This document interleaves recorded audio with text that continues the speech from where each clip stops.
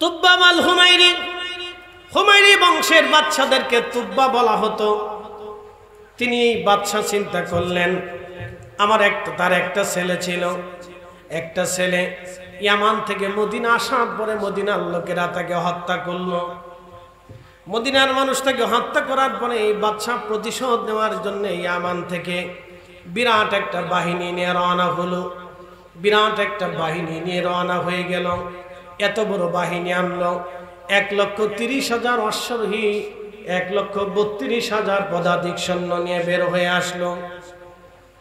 বিরাট এই সৈন্য নিয়ে ওনার সাথে প্রায় 15,000-এর মতো বড় বড় হেকিম এবং আলেমরা উপস্থিত ছিল।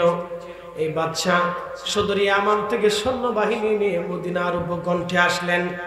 মদিনাতুল মুনাওয়ারা আসার পরে এই বাদশাহ যখন মদিনার মানুষদেরকে হত্যা করবেন, তিনি ঘোষণা দিয়ে দিলেন, এই মদিনার একটা মানুষ আমি দুনিয়াতে জীবিত রাখবো না, কারণ এই মদিনার মানুষ আমার একটা মাত্র সন্তানকে হত্যা করে ফেলেছে। অতএব আমি একটা মদিনার মানুষের জীবন্ত দেহ চাই না, মৃত চাই। মদিনাকে বিরাম করে দেওয়া হবে, এই মদিনাকে একেবারে ধ্বংস করে দেওয়া হবে। এই নিয়ত করে যখন উনি সৈন্যবাহিনী নিয়ে আসলেন, ওনার সাথে যিনি প্রধান আলেম ছিলেন ওই জমানার, ওই ধর্মের, ওই সময়ের, তখন তিনি বললেন, বাদশাহ মেহেরবানি করে আমার দুটা কথা শোনেন। বাদশাহ বলল, আপনি বলেন, কি বলতে চান? বলে, বাদশাহ আপনি ইয়াসরিবের মানুষকে হত্যা করবেন না। মদিনার আগে নাম ছিল ইয়াসরিব। ইয়াসরিবের মানুষকে আপনি হত্যা করবেন না, আপনি প্রতিশোধ নিয়েন না। বলে, কেন নেব না? বলো, তারা আমার সন্তানকে হত্যা করেছে, আমি প্রতিশোধ না নিয়ে এই মদিনা থেকে, ইয়াসরিব থেকে আমি ইয়ামান ফিরে যাব না। অবশ্যই আমি বাদশাহ লক্ষ লক্ষ সৈন্য নিয়ে আমি আসছি প্রতিশোধ নেওয়ার জন্য। এই ইয়াসরিবকে আমি একেবারে মাটির সাথে মিশিয়ে দেব, প্রত্যেক ঘরে ঘরে আগুন জ্বালিয়ে দেব, প্রত্যেকটা শিশু থেকে বৃদ্ধ পর্যন্ত সবাইকে হত্যা করে ফেলবো, আমি কাউকে জীবিত রাখবো না। তখন এই বাদশাকে আলেমরা ডাক দিয়ে বলল, বাদশাহ শোনেন, আপনি কেন এই জনপদের মানুষকে মারবেন না? শোনেন, আমাদের তাওরাত জবুর ইনজিল থেকে আমরা বুঝতে পারলাম এই জনপদে আখিরি নবী রাহমাতুল লিল আলামিনের আবাসস্থল হবে। এই জনপদের মানুষেরা আখিরি নবীকে আশ্রয় দিবে, এইখানেই তার রওজা হবে, এখান থেকেই তিনি তামাম দুনিয়াতে দ্বীন প্রচার করবে। একবার জোরে বলা যাবে কি মারহাবা? শোনেন, ভালো করে শোনেন। এই বাদশার অন্তর কেঁপে উঠল, ভয় পেয়ে গেল, ভয় পেয়ে গেল, ভয় পেয়ে বলতেছে, না হা, আখিরি নবী আসবে, আখিরি নবী আসবে। হা, আখিরি নবী আসবে, এটা ওনার হিজরতগাহ, এইখানে তিনি বাসস্থান করবেন, এইখানেই তেনার বংশ হবে, এখানেই তিনি ঘুমাবেন। কিয়ামত পর্যন্ত ওনার উম্মত এই জমিন তাদের অধিকারে থাকবে, কিয়ামত পর্যন্ত এই জমিনের কেউ ক্ষতি করতে পারবে না। সুবহানাল্লাহ বললেন না? না একসাথে বলে, মদিনাতুল মুনাওয়ারা, মদিনাতুল মুনাওয়ারা। মনে রাখবেন, কিয়ামত পর্যন্ত এই একটাই জনপদ, যেই জনপদে ফাসিকি, খানাবি, হারামি, শরাবি, নাফাকি কিছু ঢুকবে না। কিয়ামত পর্যন্ত আল্লাহ এটাকে নিরাপত্তা দিবে ফেরেশতা দিয়ে। এমনকি মুসলিমদের সবচেয়ে কঠিন শত্রু, একেবারে ইমানদারদের জন্য সবচেয়ে ভয়াবহ শত্রুর নাম দাজ্জাল। হাই সর্বনাশ, তার চেয়ে ভয়াবহ শত্রু ইমানদারদের জিন্দেগিতে কখনো আবির্ভূত হবে না। এই দাজ্জাল পর্যন্ত মদিনার হাউদের নিকটবর্তী হয়ে, সীমানার নিকটবর্তী হয়ে, এখান থেকে ফেরেশতাদের পিটুনি খেয়ে দাজ্জাল পলায়িত হবে। কখনো মদিনাতুল মুনাওয়ারা দাজ্জাল ঢুকতে পারবে না। একসাথে বলবেন আল্লাহু আকবার। আলেমরা বলতেছে, বাচ্চা এই জনপদের মানুষকে আপনি হত্যা করবেন না। কেন? কিয়ামত পর্যন্ত আখির নবীর উম্মতদের দখলে এই জমিন থাকবে, কিয়ামত পর্যন্ত তার উম্মতরা এই জমিন শাসন করবে, কিয়ামত পর্যন্ত শাসন করবে। হুমায়রি বাদশা চিন্তায় পড়ে গেলেন, বলো কি তোমরা কথা কি সত্য? আলেমরা বলল, বাদশা কথা একেবারে সূর্যের মতো স্পষ্ট, আমরা ভুল বলি নাই। বাদশা গো, আপনি এই জনপদকে হত্যা করবেন না। যদি আপনি করেন তাহলে আল্লাহর পক্ষ থেকে আপনার উপরে লানত নেমে আসবে, আপনি ক্ষতিগ্রস্ত হবেন। বাদশা, আপনি এই জনপদকে সম্মান করেন, এই জনপদকে আপনি তাজিম দেন। এই জন্য শাহ ওয়ালিউল্লাহ মুহাদ্দিস দেহলভীর জীবনীর ভিতরে আসছে, উনি যখন মদিনাতে যাইতেন উনি জুতা খুলে ফেলতেন।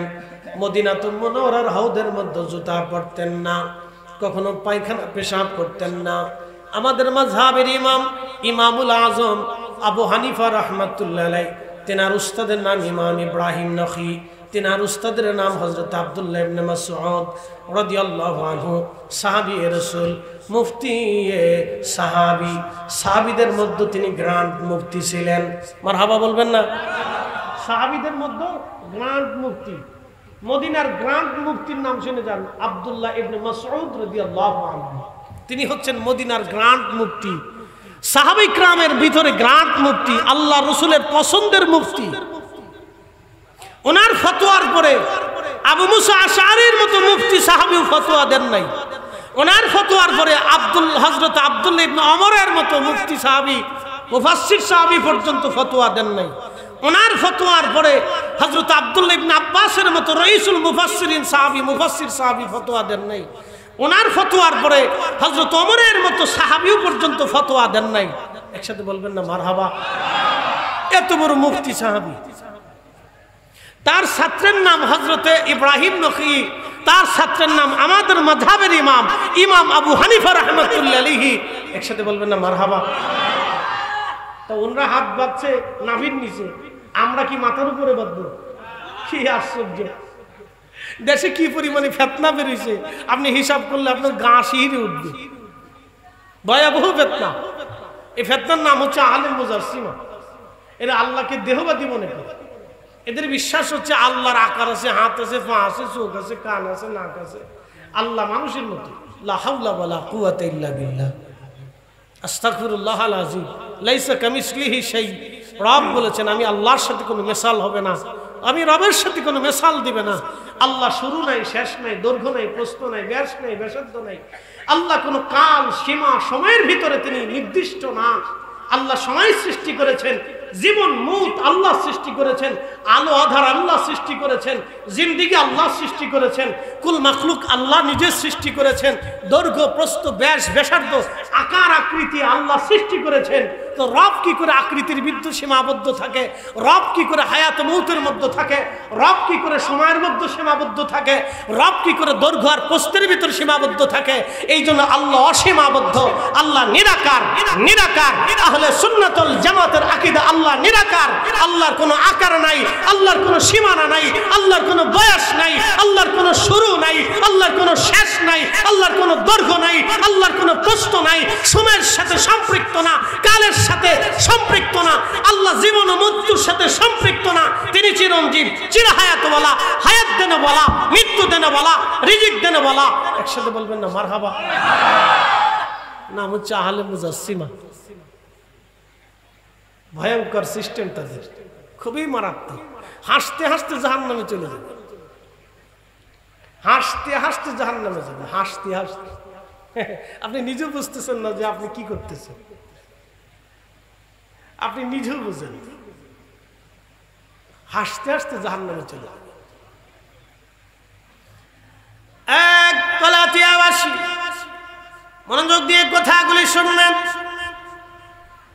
হাজিরিন, বাদশা ডাক দিছে, হে আলেমেরা, আখির নবী ধরাতে আসবে বলে? হ্যাঁ, তিনি আসবেন এবং তিনি এই জমিনে বসবাস করবেন। তিনি এই জমিনে বসবাস করবেন, শুধু বসবাস না, এই জমিনে তিনার রওজা হবে, তার উম্মতই জমিন দখল করবেন। আহা, হযরতে বাদশা ডাক দিয়ে বলতেছে, হে আলেমরা, তাহলে বলো আমি কি করতে পারি? ওই নবীর কথা শোনার পরে আমার মন কাঁদতেছে। আমি যদি ওই নবীর উম্মত হতে পারতাম। একবার জোরে বলা যাবে কি মারহাবা? আল্লাহুম্মা সাল্লি আলা, মাশাআল্লাহ, আল্লাহু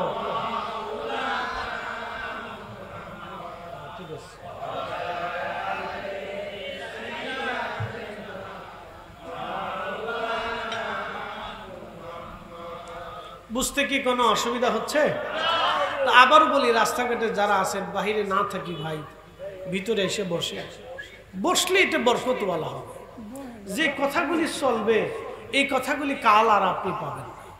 এই মজলিসটা কাল আর কায়েম হবে না।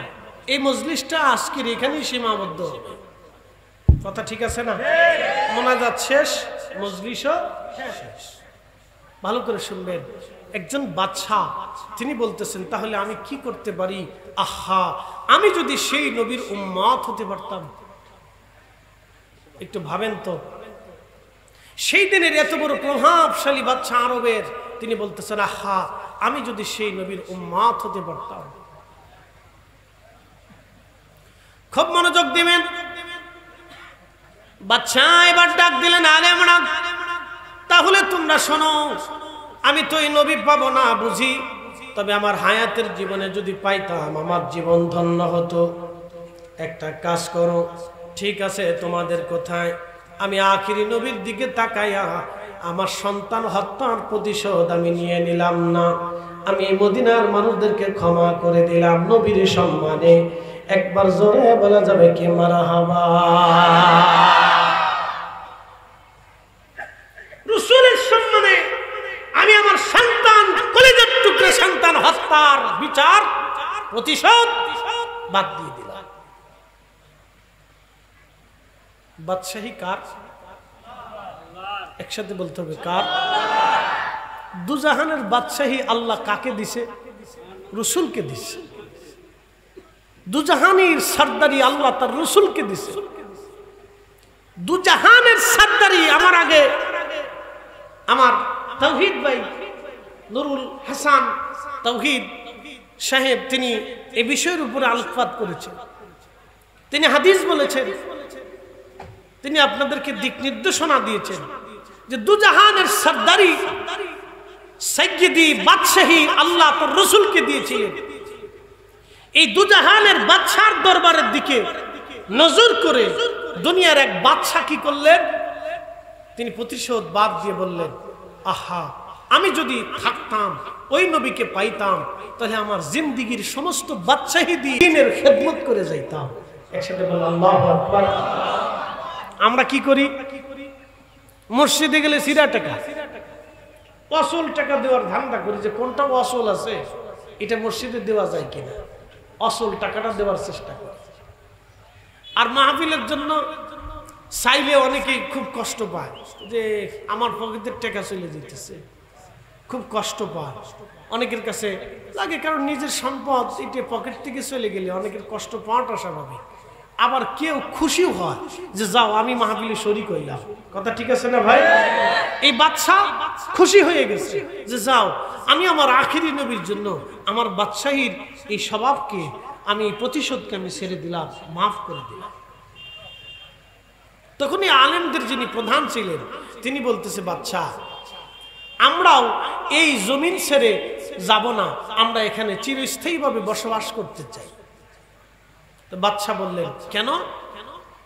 তখন আলেমদের যিনি প্রধান ছিলেন তিনি ডেকে বললেন, বাদশা, চিরস্থায়ীভাবে এই জমিন আমরা বসবাস করতে চাই, এই জন্য চিরস্থায়ীভাবে জমিনে আমরা বসবাস করতে চাই, এই জন্য যে আমরা আখিরি নবী পাবো, আখিরি নবী পাবো আমরা। আখিরি নবী আসবে, যদি আমাদের জামানাতে আসে, তাহলে আমরা আমাদের ইলম দিয়া, জীবন দিয়া, হায়াত দিয়া ওই নবীর খেদমত আমরা করব। যদি রাসূল না পাই, তাহলে অবশ্যই এই জমিনে আমাদের কবর হবে।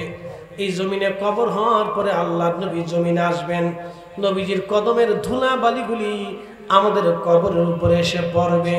নবীজির ছোঁয়ার কারণে আমাদের কবরটাকে আমার আল্লাহ তাআলা বানায় দেবে।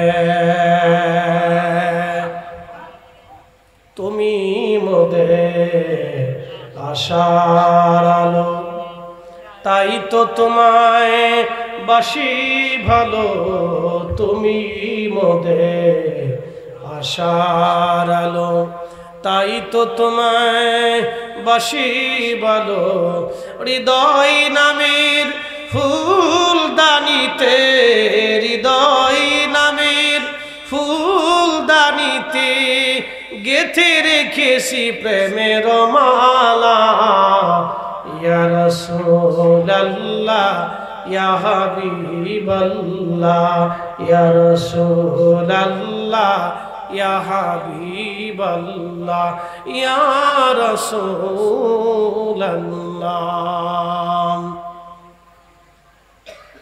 বাদশা ডেকে বলে, তোমরা কতজন আলেম থাকবে? বলে আমরা 400 আলেম এখানে থেকে যাব। বাদশা বললেন ঠিক আছে, তোমরা 400 আলেম থাকবা। এই 400 জনের জন্য আমি একটা খেদমত করে যেতে চাই। আমার রাজস্ব অর্থ থেকে 400 জনের জন্য আমি বাড়ি নির্মাণ করে যাব। আর আমার নবী এই জমিনে হিজরত করে আসবে, আমি আমার সেই নবীর জন্য একটা ঘর আলাদা নির্মাণ করে দিয়ে যেতে চাই। বাদশা 400 বাড়ি নির্মাণ করলেন, আখিরি নবীর জন্য আলাদা একটা ঘর নির্মাণ করলেন। ঘর নির্মাণ করে ঘরের চাবি এবং একখানা চিঠি লিখলেন। চিঠির মধ্যে লিখলেন, ইয়া রাসূলুল্লাহ, আমি তুব্বা বাদশা, তুব্বা ইয়ামানের তুব্বা বাদশার পক্ষ থেকে আখিরি নবীকে সালাম। হুজুর, আমি যদি জিন্দা থাকতাম, আমার জমানায় আপনাকে পাইতাম, তাহলে অবশ্যই আমার বাদশাহী দিয়ে জিন্দেগি দিয়ে আপনার দ্বীনের খেদমত করতাম।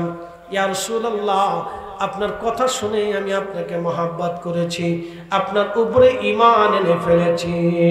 হুজুর, আপনি আমাকে কবুল করে নেবেন।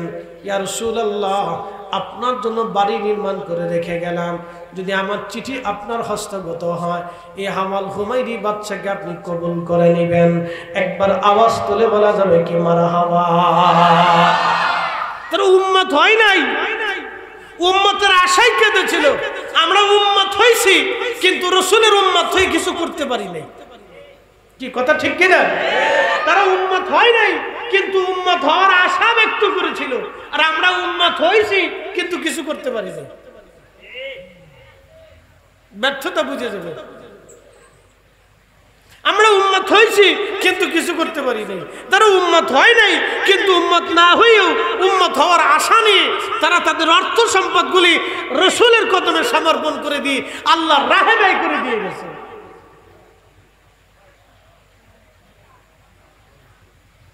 এই হুমায়ুনি বাদশা 400 বাড়ি নির্মাণ করলেন। 400 বাড়ি নির্মাণ করে একটা বাড়ি রাসূলের জন্য রেখে দিলেন। এ বাদশা তিনি রওনা করলেন, চলে গেলেন। তিনি চিঠি এবং চাবিখানা দিয়ে গেলেন। প্রধান আলেম যিনি, তাওরাত জবর পারদর্শী বড় আলেম যিনি ছিলেন, তিনার কাছে দিয়ে গেলেন।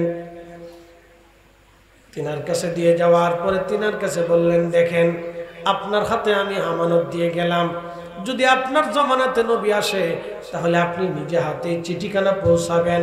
আর যদি আপনার জমানাতেই নবী না আসে, আপনি ওসিয়ত করে যাবেন আপনার সন্তানদের মাঝে, বংশ পরস্পরায় যেন এই আমানত তারা টিকিয়ে রাখে এবং বংশ পরস্পরায় যেন চিঠি এবং চাবি আখিরি নবী রাহমাতুল লিল আলামিনের হাতে যে পৌঁছায়। এই চিঠিখানা ওইভাবে রেখে দেওয়া হলো। প্রধান আলেমের জমানাতে হলো না, যেতে যেতে যেতে যেতে বহু বছর পার হলো। আল্লাহর নবী রাসূল মাকবুল সাল্লাল্লাহু আলাইহি সাল্লামের জমানা আসলো। কুরআনুল কারীম নাযিল হয়ে গেল। আল্লাহর মেহবুব নবীজি মদিনা মুনাওয়ারার দিকে রওনা করবেন, হিজরত করবেন। রহমতের নবী হিজরতের সময় ঘনিয়ে গেল, কারণ মক্কার কাফেররা নবীজিকে আরাম দিল না, শান্তি দিল না, থাকতে দিল না, বাধা প্রয়োগ করলো। রহমতের নবীজি মক্কাতুল মুকাররমা থেকে হিজরত করবেন। হযরত আবু বকরকে বলেন, আবু বকর, হিজরত করা লাগবে, তুমি রেডি থাকিও, প্রস্তুতি নিও। হযরত আবু বকর সিদ্দিক রাদিয়াল্লাহু আনহু দরজার সাথে হেলান দিয়ে দাঁড়িয়ে থাকতেন। রাতের পর রাত চলে গেল। প্রথম রাত চলে গেল, নবী আসলেন না। দ্বিতীয় রাত চলে গেল। এইভাবে সপ্তাহ চলে গেল, মাস চলে গেল, নবী আসলেন না। নবী আসলেন না, আসলেন না। কয়েক মাস পার হয়ে গেল, নবী আসলেন না। কিন্তু তিনি বিছানায় গেলেন না, স্ত্রীর সাথে শয্যাশায়ী হলেন না, বাচ্চাদেরকে সময় দিলেন না, নিজের কলিজার টুকরা বিবিকেও সন্তান সময় দিলেন না, নিজের জীবনকে আরাম দিলেন না, বিছানাতে তিনি ঘুমাইলেন না, একটা সেকেন্ডের জন্য তিনি ঘুম দিলেন না। দরজার সাথে হেলান দিয়ে দাঁড়িয়ে আছে, নবী আসবে, নবী আসবে, রসুল আসবে, রসুল আসবে, রসুল আসবে। হঠাৎ একদিন আল্লাহর নবী ঘরের মধ্যে দরজায় টোকা দিলেন। আবু বকর দরজা খুলে গেল, সালাম দিয়ে বলেন, ইয়া রাসূলুল্লাহ, আপনি আসছেন। নবীজি বলেন, আবু বকর তুমি কি ঘুমাও নাই? বলে, হুজুর হিজরত করা লাগবে বলে ঘোষণা দিয়েছিলেন, তখন থেকে আমি আবু বকর আপনার অপেক্ষায় আছি। আল্লাহর কসম করে বলি, আপনার আবু বকর একটা মুহূর্তের জন্য বিছনায় পিঠ লাগে নাই, চোখে ঘুম আনে নাই। আমি দরজার সাথে আপনি নবীর অপেক্ষায় দাঁড়ানো আছি। ইয়া রাসূলুল্লাহ, আপনি কখন আসবেন? আমি যদি ঘুমিয়ে থাকি কাফেররা এসে আপনাকে কষ্ট দিবে, আপনি আবু বকর আবু বকর বলে ডাকবেন, কাফেররা জেনে যাবে হুজুর আমি ঘুমাই নাই, দরজাতে আপনার অপেক্ষায় দাঁড়ানো আছি। নবী আমার বলেন, আয়েশা রে, এই সময়টা আল্লাহর কাছে এত বেশি পছন্দের হয়েছিল, আমার রবের কাছে এত বেশি ভালো লেগেছিল, আমার রব আমার আল্লাহ সিদ্ধান্ত দিয়েছেন আমার আবু বকর এই সময়ের জিন্দেগির আমল, এই সময়ের নেকি যদি এক পাল্লায় দেওয়া হয়, আমার তামাম উম্মতের নেকি আর এক পাল্লায় দিলে এই সময়কার নেকি আবু বকরের নেকির ওজনের সমান হবে না। একবার জোরে বলা যাবে কি মারহাবা। আমার দিকে তাকান তো, হযরত আবু বকর কি আল্লাহর জন্য দাঁড়িয়েছিলেন না রসুলের জন্য? হিসাব সহজ। বাদশা কি বাড়ি বানিয়েছিলেন আল্লাহর জন্য না রসুলের জন্য? বলে আল্লাহর জন্য করলেন না, কারণ কি? তারা আল্লাহ চিনতেন। আল্লাহ চিনছেন রসুল দিয়ে। আবার বুঝেই, ১৬ লক্ষ সাহাবী আল্লাহ চিনে নেয়, আল্লাহ চিনত না তারা। যদি আল্লাহ চিনত তাহলে হেরেমের ভিতরে ৩৬০টি মূর্তি থাকার কথা না। কথা ঠিক আছে না? তারা আল্লাহ চিনত না, ফেরেশতা চিনত না, কবর বুঝতো না, হাসর জানতো না, দুনিয়া চিনত না, ঈমান কি জিনিস জানতো না, সৃষ্টিকর্তা আল্লাহ এক এটা তারা কেউ বুঝতো না। বুঝাইছেন কে? নবীজি। চিনাইছেন কে? নবীজি। নামাজ দিছেন কে? নবীজি। রোজা শিখাইছেন কে? নবীজি। আমাদের দ্বীন ও মিল্লাত, ঈমান, আখিরাত, কবর, হাসর, দোয়া, জিন্দেগি সব আমাদের নবী হাতে কলমে প্র্যাকটিক্যাল থিওরিক্যাল আমাদেরকে শিখাইছে। কথা বলেন ঠিক কিনা? রাসূল শিখিয়েছে, রাসূল নিজে হাতে প্র্যাকটিক্যাল শিখিয়েছে। রাসূলকে শিখাইছেন কে? আল্লাহ সরাসরি নিজে শিখিয়েছে। আর হাবা বলবেন না? ওয়ায়ুআল্লিমুকুম মা লাম তাকুনু তা'লামুন। হুজুর উম্মতকে আপনি শিক্ষা দেন, উম্মত যাহা জানতো না আপনি উম্মতকে সেটা শিখাবেন, সেই জন্য আপনাকে পাঠাইছি। কামা আরসালনা ফীকুম রাসূলাম মিনকুম ইয়াতলু আলাইকুম আয়াতিনা। আপনাকে তাদের মাঝে রাসূল বানিয়ে পাঠিয়েছি, আপনি আমার আয়াতসমূহ, এর হুকুমতসমূহ, এর বিধানাবলী, এর মাসালাগুলি, এর হাকিকত এবং শরীয়ত আপনি উম্মতকে শিক্ষা দিবেন। আয়ুযাক্কিকুম, উম্মত নাফাক আছে, উম্মত অপবিত্র আছে, ঈমানের দৌলত দিয়া, কালেমার দৌলত দিয়া, পাক পবিত্রতা বানাইয়া, জিকিরের দৌলত দিয়া, আপনার ইশক দিয়া তাদের দিলকে উজালা বানাইয়া আপনি পাক সাফ পবিত্র বানাই দিবেন। একসাথে বলবেন না মারহাবা? না আমি বলিনি, আল্লাহ কোরআন থেকে বলতেছি, আল্লাহ কোরআন থেকে বলতেছে, আমি বলিনি। আল্লিমুকুমুল কিতাব ওয়াল হিকমা, আপনি উম্মতকে কিতাব শিক্ষা দিবেন, হিকমত শিক্ষা দিবেন। হিকমত হলো আপনি রাসূলের সুন্নাহ শিক্ষা দিবেন, আপনি নবীর আদর্শ শিক্ষা দিবেন। কিতাব হচ্ছে আমি আল্লাহর কোরআন শিক্ষা দিবেন। একসাথে বললেন না মারহাবা? শিখাইছে কিনা? কথা বলেন। নবীজি শিখাইছে কিনা? কথা বলেন। রাসূল শিখাইছে কিনা? শিখাইছে। রাসূলকে আল্লাহ শিখাইছে আর রাসূল উম্মতকে শিখাইছে। একসাথে বলেন না মারহাবা? রাসূলকে কে শিখাইছে? জোরে বলেন, আর জোরে বলেন। এই জন্য ওনার ভুল, জোরে বলেন, ওনার ভুল, ওনার আইব, দোষ, ত্রুটি, খাতা কিচ্ছু নেই। উনি মাসুম, বেগুনাহ, আগেও পরেও, আগেও পরেও, সবসময়ের জন্য নির্ভুল। একসাথে বলবেন আল্লাহু আকবার। সারা জিন্দেগি মনে রাখবেন, সারা জিন্দিগি মনে রাখবেন উনি নির্ভুল। বলে কেন নির্ভুল? ওনার যদি ভুল হয় তো কোরআনে সন্দেহ আসবে, কোরআনে যদি সন্দেহ হয় তো রবে সন্দেহ আসবে, আর রবে যদি সন্দেহ হয় তাহলে ইমানই শেষ। এই জন্য নবীর জীবনে কোনো ভুল নাই। কেউ যদি রাসূলের ভুল ধরতে চায় তাহলে বুঝবেন সে কাজ্জাব। সে কি? একসাথে বলেন, সে কি? কাজ্জাব, কাজ্জাব, কাজ্জাব। সে অনেক বড় কাজ্জাব, অনেক বড় নাফরমান, সে অনেক বড় নাফরমান, যে নাফরমানির কোনো স্তর হয় না, নাফরমানির একবারে শেষ স্তর, খুব হিসাব। হুমায়ুনি বাদশা 400 বাড়ি নির্মাণ করে উনি আমান চলে গেলেন। নবীর হিজরতের সময় আসলো, সিদ্দিক আকবরকে নিয়ে রওনা করলেন। হিজরতের অনেক লম্বা ঘটনা। যদি কোনোদিন হারামে যান, আবার শোনেন, যদি কখনো হারামে যান, হারামে গেলে দেখবেন কবুতর আছে, কবুতর, অনেক কবুতর আছে, আছে না? যারা উমরা করছেন, হজ করছেন, তারা দেখবেন অনেক কবুতর আছে। বলতে পারেন এই কবুতরের জাত কোন জাত? আর জালালি তো নাম শুনছেন, কিন্তু কোথার থেকে আসছে জানেননি? জানেন না। এটা আজকে আপনাদেরকে তথ্যটা জানেন। আল্লাহর নবী হিজরতে গেলেন, দুইটা পাহাড় আছে, জাবালে সৌর, সৌরের পাশে জাবালে সাবির। মনে রাখেন, জাবালে সৌর, সৌরের পাশের পাহাড়ের নাম হচ্ছে জাবালে সাবির। তো প্রথমে রাসূল জাবালে সাবিরে উঠলেন। জাবালে সাবিরে উঠার পরে জাবালে সাবির আল্লাহ রাসূলকে সালাম দিলেন। মারহাবা বলেন। কিসে সালাম দিল? পাহাড়ে। কিসে সালাম দিল? কাকে সালাম দিল? নবীকে। এটাই হচ্ছে নবুয়ত, এটাই হচ্ছে রিসালাত। পাহাড় রাসূলকে সালাম দিল, ইয়া রাসূলুল্লাহ, আমার ভিতরে কোনো গুহা নেই, আমি আপনাকে কোথায় আশ্রয় দিব? কাল দিনের ভাগে কাফেররা এসে যদি আমার উপরে আপনাকে আঘাত করে রক্ত ঝরায়, প্রিয় নবী কিয়ামতের ময়দানে জাবালে সাবির আল্লাহর সামনে কেমনে দাঁড়াবে? হাই হাই হাই হাই, কি ভাবতেছেন? তারা ভয় করে কাকে? আল্লাহকে। আরো বুঝাই, কুত্তা বেঈমানি, জোরে বলেন, কুত্তা বেঈমানি, বিড়ালেও বেঈমানি, মুরগিতে বেঈমানি, ডিম আপনার ঘরেই পারে। কথা ঠিক আছে কিনা? গরুতে দুধ আপনাকে দেয়, যদি গরু লাগতেই তো তাহলে আপনার 14 গোষ্ঠীর পক্ষে সম্ভব ছিল না দুধ দহন করা। বলে হুজুর গরুর দুধ খাবো না, তাহলে যদি পারেন তো একটা বাঘের দুধ দোহাই নিয়ে আসে। কারণ বাঘের আল্লাহ আপনার বাধ্য করে নাই, গরুকে আল্লাহ বাধ্য করেছে, উট, দুম্বা, খাসি, ভেড়া, বকরিকে আল্লাহ আপনার বাধ্য করে দিয়েছে।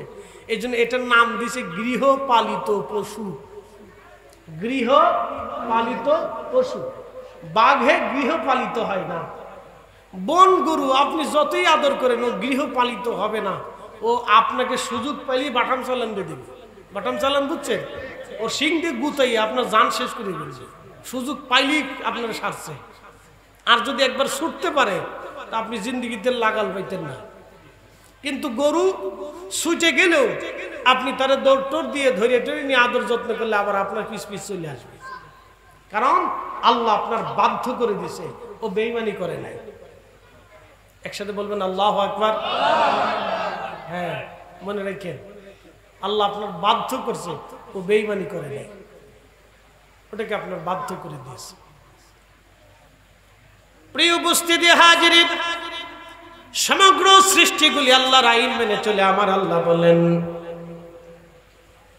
আমার রব বললেন, আলাম তারা, হুজুর আপনি কি লক্ষ্য করেন নাই, আপনি কি দেখেন নাই, আন্নাল্লাহা ইয়াসজুদু লাহু মান ফিস সামাওয়াতি ওয়া মান ফিল আরদ। আসমান ও জমিনে, ভূমণ্ডল ও নবমণ্ডলের ভিতরে, সপ্তম আসমান আর সপ্তম জমিনের ভিতরে যাহা কিছু আছে সব আমি আল্লাহকে সেজদা দেয়। একসাথে বলবেন না সুবহানাল্লাহ। সেজদা কাকে দেয়? ভয় করে কাকে? যদি কোনোদিন মদিনাতে যান তো দুইটা পাহাড়ের পরিচয় দিয়ে যায়। যদি কোনোদিন মদিনাতে যান দুইটা পাহাড়ের পরিচয় দিয়ে যায়। একটা পাহাড়ের নাম হচ্ছে জাবালে উহুদ। জাবালে উহুদে যাইয়া উহুদের পাহাড়ে বসবেন, বৈশা বলবেন উহুদ রে, আমি সহিহ বুখারীতে রাসূলের জবানে হাদিসে শুনছি তুমি নাকি নবীকে ভালোবাসতা আর রাসূল নাকি তোমাকেও ভালোবাসতো। কে আসতে হয়ে গেল না? উহুদ রে, আমি উম্মত বাংলাদেশ থেকে আসছি, আমি তোমাকে ভালোবাসি কারণ রাসূল তোমাকে ভালোবাসতো আর তুমি রাসূলকে ভালোবাসতো। তারিখ ইবনে শিব্বার ভিতরে ইমাম ইবনে শিব্বা 1200 বছর আগের কিতাবে লিখছেন, আল্লাহ রাসূল বলছেন আমার উম্মত তোমরা শোনো, উহুদ পার হচ্ছে জান্নাতের দরজার সামনে, একেবারে জান্নাতে যখনই ঢুকবেন তখনই দরজার পাশে উহুদকে দেখবেন, আলা মিন আবওয়াবিল জান্নাহ, উহুদ হচ্ছে জান্নাতের পাহাড়, এই জান্নাতের দরজার সামনে উহুদকে আল্লাহ দাঁড়া করে রাখবে শুধু রাসূলকে ভালোবাসার জন্য। একসাথে বললেন আল্লাহু আকবার। বুঝে যান, শুধু বুঝে বুঝে বাড়ি যাবে। যদি মদিনার থেকে আপনি ইহরাম বেঁধে হজে আসেন, অনেকের হজের উমরার ইহরাম মদিনার থেকেও বাঁধা হয়, তো মদিনার থেকে যেই মসজিদে ইহরাম বাঁধবেন এটার নাম জুল হুলাইফা। জুল হুলাইফার বাম বসে একটা পাহাড় দেখবেন, এটার নাম জাবাল নার, এটার অরিজিনাল নাম হচ্ছে জাবাল আইর। বলেই দিয়ে যাই, জাবাল আইর, এই পাহাড়কে জাবাল নার বলা হয়। বলে কেন? এই পাহাড়টা আল্লাহ রাসূলের সাথে দুশমনি রাখত। প্রিয় নবী বললেন সাহাবীরা রে, মদিনাতে দুইটা পাহাড়, একটা পাহাড় আমাকে ভালোবাসে আর একটা পাহাড় আমার সাথে দুশমনি করে। পুরা মদিনার মাঝখান হচ্ছে মদিনা আর দুইটা পাহাড় দুই পাশে দাঁড়িয়ে আছে, আপনি দূর থেকে দেখলে মনে হবে যে দুইটা পাহাড় মুখোমুখি হয়ে মদিনাকে পাহারা দিচ্ছে, কিন্তু এক উহুদ রাসূলকে মহব্বত করে আর এক আইর রাসূলের সাথে বিদ্বেষ রাখে। নবী বলেন আবাবুম মিন নার, এই পাহাড় হচ্ছে জাহান্নামের পাহাড়, সে আমার সাথে দুশমনি করে সেই জন্য আল্লাহ তাকে জাহান্নামে দিয়ে দিবে। এর আরেক নাম হচ্ছে জাবালে নার, অন্য নাম হচ্ছে জাবালে আইর। জুল হুলাইফার বাম পাশেই পাহাড়টা। পরিচয় দিয়ে দিলাম, যদি কোনো জিন যান খুঁটে খুঁটে ভালো করে দেখে দিয়ে, শুধু ভালোবাসার জন্য, মহব্বতের জন্য। জাবালে সাবির নবীকে সালাম দিয়ে বলল হুজুর মেহেশরের মাঠে আল্লাহর দরজাতে আমি কি জবাব দিব যে আপনাকে যদি আমার উপর কষ্ট দেওয়া হয়? ইয়া রাসূলুল্লাহ, পার্শ্ববর্তী পাহাড় সৌরের ভিতরে গুহা আছে, আপনি সেইখানে চলে যান। জাবালে সৌর নবীকে সালাম দিলেন। সালাম দেওয়ার পরে আল্লাহ নবী আবু বকরকে নিয়ে সৌরে চলে গেলেন। সৌরের ভিতরে একটা গুহা আছে, গুহার ভিতর প্রবেশ করলেন আল্লাহ নবী এবং আবু বকর। গুহার সামনে এসে গেল কবুতর, বাসা বানাইয়া ওই কবুতরের ডিম পারল। ইমাম ইবনু কাসির আল বেদায়ার ভিতরে লেখেন, ওই কবুতর ডিম পাড়ার পরে কাফের আসলো, আসার পরে দেখতেছে গুহার সামনে কবুতরের বাসা, ডিমও আছে, কবুতর বসে আছে, মাকড়সা জাল বানায় রাখছে। কাফেররা বলল হায় হায়, এইখানে যদি কোনো মানুষ থাকতো তাহলে কবুতরের বাসা থাকার কথা না, চলো যা, এখানে কেউ আসে নাই, মুহাম্মদ সাল্লাল্লাহু আলাইহি সাল্লাম হয়তো পালিয়ে চলে গেছেন। কাফেররা ফিরে চলে গেল, কিন্তু আল্লাহর নবী এবং আবু বকর রাদিয়াল্লাহু আনহু ওইখানে বসেছিলেন গুহার ভিতরে। ওই সেই কবুতর ডিম পারল। আল ইমাম ইবনু কাসির আল বেদার ভিতরে লিখলেন, ওই কবুতর আর ওই জাবালে সৌর থেকে চলে এসে হারামে অবস্থান করলো। ওই হারামে অবস্থান করার কারণে তার বংশ বৃদ্ধি হলো। হারামে কবুতর মারা নিষেধ, কবুতর ধরে যাওয়া নিষেধ। কিয়ামত পর্যন্ত হাজিরা হারামে যাবে, কবুতরকে খাবার খাওয়াবে। একটা কবুতর কেউ ধরবে না, কেউ শোবে না, কেউ মারবে না, কেউ নেবে না, কেউ ধরে নেবে না। কিয়ামত পর্যন্ত আল্লাহ এই কবুতরের বংশধারা চালু রাখবে, কারণ এই কবুতর আমার রাসূলকে পাহারা দিয়েছিল। একবার জোরে বলা যাবে কি মারহাবা। বলে হুজুর এই ওয়াজ আপনি কেন করতেছেন? একটা কারণে করলাম, আল্লাহর মেহবুবের কোন বিষয়কে ছোট করে দেখবেন না। মাসালা সহজ, আল্লাহর মেহবুবের কোন বিষয়কে ছোট করে দেখবেন। বলে চুল মোবারক, তাও ছোট করে দেখবেন না। বলে দাড়ি মোবারক, তাও ছোট করে দেখবেন না। বলে জুব্বা মোবারক, তাও ছোট করে দেখবেন না। মেহবুবের ঘামকেও সাহাবে কেরাম বরকত বানায় ব্যবহার করতেন। প্রিয় নবীজির নখ, চুল, দাড়ি, এই আঙ্গুলের নখ, এগুলি আল্লাহ রসুল কাটতেন, কেটে রেখে দিতেন। এই নখগুলি নিয়ে সাহাবে کرام ইন্তেকালের পরে তার কাফনের কাপড়ের ভিতরে দিয়ে ওসিয়ত করেছিলেন হযরত মুআবিয়া রাদিয়াল্লাহু আনহু। মারহাবা বলবেন না? হ্যাঁ, বুঝে যায়। তিনি ওসিয়ত করছিলেন যে আমার আল্লাহ রসুলের চুল নখগুলি আমার এই কাফনের ভিতরে, আমার শরীরের ভিতরে তোমরা দিয়ে দিবা, বক্ষের উপরে দিয়ে দিও।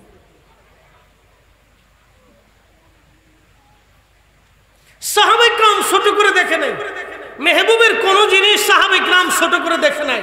মদিনাতুল মুনওয়ারা, হায় হায় হায়, আল্লাহ রসুল বলছেন উম্মত যদি কোনোদিন আমার মদিনাতে আসো তো মদিনার আবহাওয়া, মদিনার মাটি, মদিনার বাতাস, মদিনার খাবার, মদিনার গাছ, মদিনার ফল, মদিনার পানি, কোনো কিছুই যেন তোমার কাছে খারাপ না লাগে। আমার মদিনা এটা, আমি মদিনাতে থাকবো, আমি মদিনাতে ঘুমাবো, আমার এই মদিনার মানুষ আমাকে পাহারা দিয়েছে, আমাকে ভালোবেসেছে, এই বাতাসের সাথে এই মাটির সাথে আমার সম্পর্ক। একসাথে বলবেন না মারহাবা? কোনোদিনও মদিনাতে গেলে মদিনার কোনো কিছু যেন আপনার কাছে খারাপ না লাগে। হ্যাঁ, মনে রেখে, এগুলো তো জানেন না। কোন উম্মত অপদার্থ যে যদি মদিনাতে বলে ধর মদিনার বাতাস ভালো লাগে না, আল্লাহর কসম তোর কপাল পুড়ে যাবে। হুজুর কেন? হ্যাঁ, কপাল পুড়ে যাবে। আপনি রসুলের মদিনাকে ইনকার করেছেন, অন্য কেউ না। আমার দিকে তাকান, আমার দিকে ভালো করে তাকান। আমার মুখে কি? বাবাজির মুখে কি? জোরে বলেন, কার সুন্নত? এখন আপনি যদি কোনো, অনেকের দাড়ি আছে না, অল্প দাড়ি আছে না, এখানে দুর্গা অল্প কেটা দাড়ি আছে না অনেকের, অনেকে বলে দূর বেটা ছাগলের দাড়ি রাখছুত কে? কি কয় আপনাদের আঞ্চলিক ভাষায় বলে ছাগলা দাড়ি। লা হাওলা ওয়ালা কুওয়াতা আস্তাগফিরুল্লাহাল আযীম। এই কথা বলার সাথে সাথে তার ঈমান খারিজ হয়ে যায়। এই শোনেন, জিন্দেগিতে বলে ওই কথা বলবেন না। হুজুর কারণ কি? রসুলের দাড়ি, নবীর সুন্নাতকে ইনকার করার সাথে আপনার ঈমান থাকবে না। বলে দাড়ি ইনকার করেন নাই, আল্লাহ রসুলকে ইনকার করেছেন। মদিনার বাতাসকে ইনকার করেন নাই, রসুলকে ইনকার করেছেন। নবীর সম্মানকে ইনকার করার সাথে সাথে আপনি আর নবীর উম্মত থাকবেন না, আপনি বেঈমান হয়ে যাবেন। হিসাব করে রাস্তা চলবে, হিসাব কষে রাস্তা চলবে। যুগে যুগে যুগে যুগে নবী আলাইহিস সালাম গান আফসোস করলেন, এই উম্মত মর্যাদা দেখে আহা আমি যদি ওই নবীর উম্মত হতে পারতাম। একসাথে বললেন মারহাবা। কখনো কোনোদিন কোনো সময়ের জন্য রাসূল করিমের কোনো বিষয়কে ইনকার করবেন না, ছোট করে দেখবেন না। না, ছোট করে দেখবেন না, দেখলে বিপদ, বিপদ আসবে আপনার জন্য। প্রিয় উপস্থিতি হাজিরিন, হিজরত করে নবী মদিনাতুল মুনওয়ারায় গেলেন। মদিনার বাচ্চারা বসে আছে মদিনার উপকণ্ঠে, মদিনার মানুষেরা উপস্থিত, হাজার হাজার মানুষ খেজুরের ডাল ভেঙে নিয়ে দাঁড়ানো। রহমতের নবী আসতেছেন।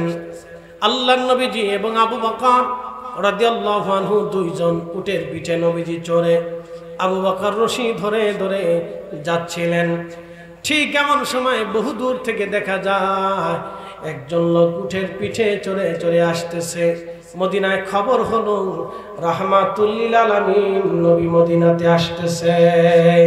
ঠিক তখনই বাচ্চারা বের হয়ে দৌড়ে গাইতে লাগলো, তলাল বাদরু আলাইনা মিন সানিয়াতিল বেদা ওয়াজাবা শুকরু আলাইনা মাদালিল্লাহিদা। একবার জোরে বলা যাবে কি মারহাবা? আল্লাহুম্মা সাল্লি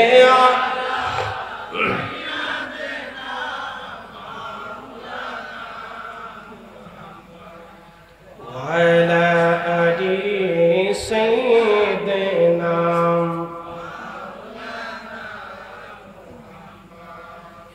এ প্রিয় ভাইরা আমার, খারাকান্দিবাসী মনোযোগের সাথে শুনবেন, আমি আর লম্বা বাড়াবো না, সময় সংক্ষিপ্ততা, রাত গভীর হয়ে যাচ্ছে। বাদশা এবার নবীজির জন্য বাড়ি বানিয়েছিলেন। ওই যে 400 আলেম যারা বাড়ি নির্মাণ করেছিলেন তাদের বংশধর মদিনাতে বাড়তে লাগলো। আস্তে আস্তে শত শত বছর পার হওয়ার পরে, শত শত বছর পার হয়ে, দীর্ঘ বছর পার হয়ে যাওয়ার পরে নবীজি আসলেন হিজরত করে মদিনার উপকণ্ঠে। আল্লাহর নবীর দরবারে এসে সব মদিনার মানুষ, শিশুরা, বাচ্চারা, যুবকরা, বৃদ্ধরা এসে বলতে লাগলো, ইয়া রাসূলুল্লাহ, আপনি আমাদের বাড়ি আসেন, আপনি আমাদের ঘরে আসেন, আমাদের ঘর আমাদের বাড়ি সুন্দর করে সাজানো হয়েছে, আপনি আসেন। আল্লাহর নবী বলেন, এত মানুষের আকাঙ্ক্ষা, আমি কার বাড়ি যাব, কার মন বেজার হয়ে যাবে না? আমি যে উটের পিঠে চড়ে আসছি, কাসওয়া, একসাথে বলবেন আল্লাহু আকবার। এই কাসওয়া আল্লাহর জান্নাতি। কাসওয়া কি? জান্নাতি। কাসওয়া জান্নাতি। বলে হুজুর, কাসওয়া কেন জান্নাতি হবে? সে তো একটা উট। হ্যাঁ, উট জান্নাতি, কারণ এই উট নবীকে বহন করে নিয়ে বয়ে চলেছিল।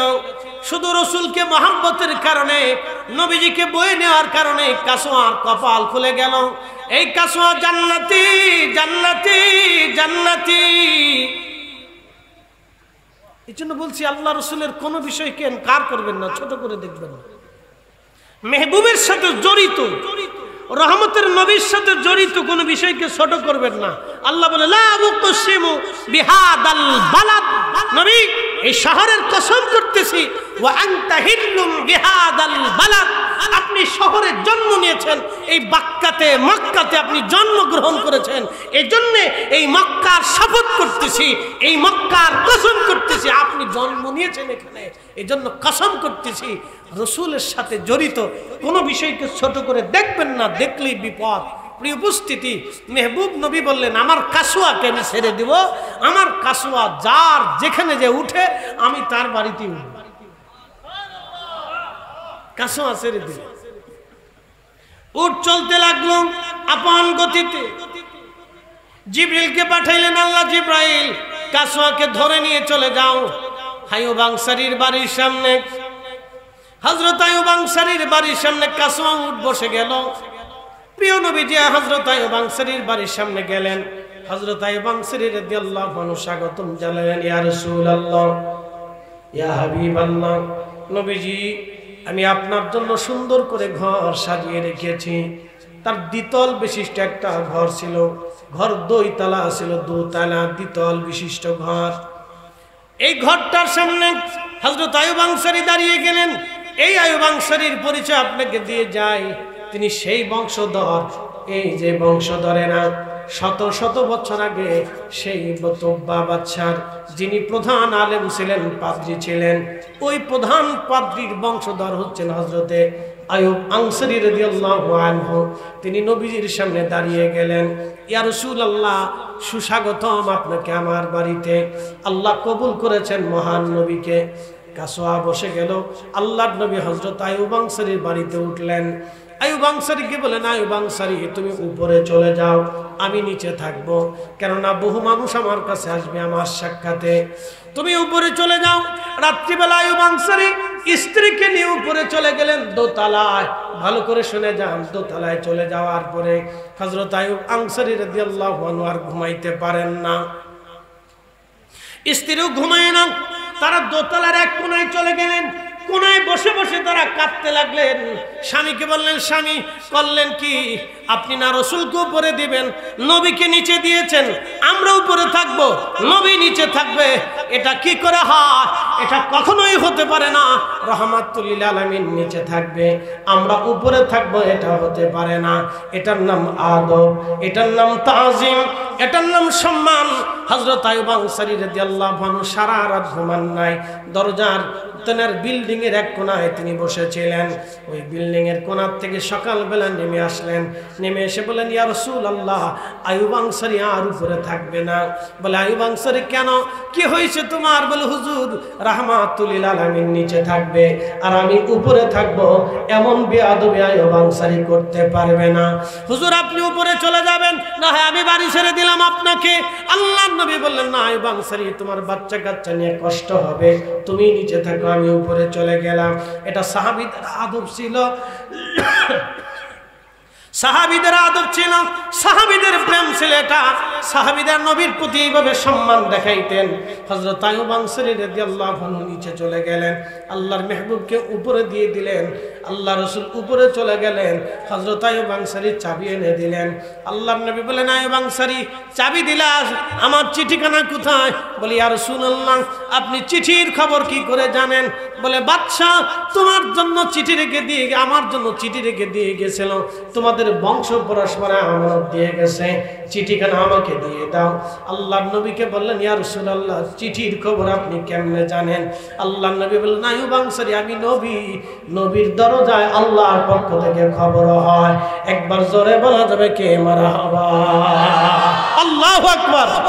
না না, জোরে বলেন আল্লাহু আকবার। মেহবুব নবী চিঠিখানা পড়লেন, শত শত বছর আগে দেওয়া। সে চিঠির মধ্যে লেখা, তুব্বাওয়াল হুমায়রির পক্ষ থেকে, ইয়ামানের বাদশার পক্ষ থেকে আখিরি নবীকে সালাম। অতঃপর ইয়া রাসূলুল্লাহ, আমি আপনার নাম শুনেছি, আপনার উপর ঈমান এনেছি, আপনি আমাকে কবুল করে নিন।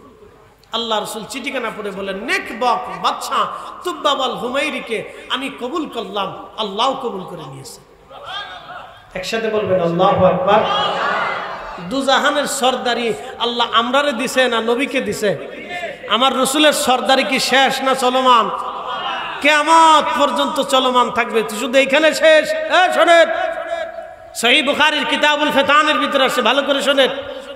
আল্লাহ রাসূল, আল্লাহর মেহবুব বলেছেন, আমার উম্মত তোমরা শোনো, আমার বংশ রক্তধারায়, হাসানি হুসাইনি রক্তধারাতে কিয়ামতের পূর্বক্ষণে আমার বংশধরে একটা সন্তান জন্ম হবে, তার বাবার নাম হবে আব্দুল্লাহ, তার নিজের নাম হবে মুহাম্মদ।